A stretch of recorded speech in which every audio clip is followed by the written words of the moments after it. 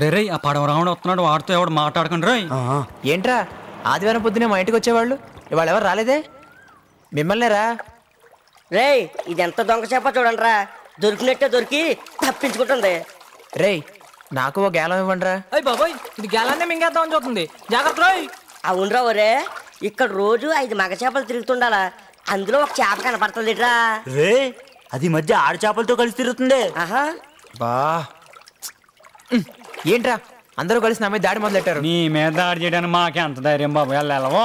నువ్వు రెడ్డప్ప కూతురికి ఆప్తమిత్రుడివి. ఆస్థాన గాయకుడివి. నన్ను ఏం చేయమంటారా? నేను పాట పాడితే మీరు ఎవరో వినరు.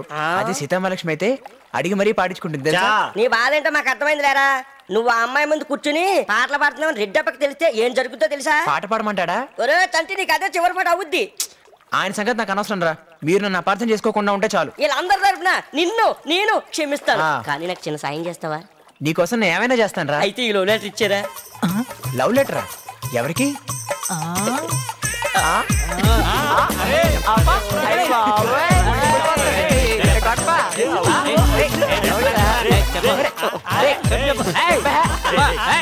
ప్లీజ్ రే చెప్పరా రే. అయ్యో రావులమ్మా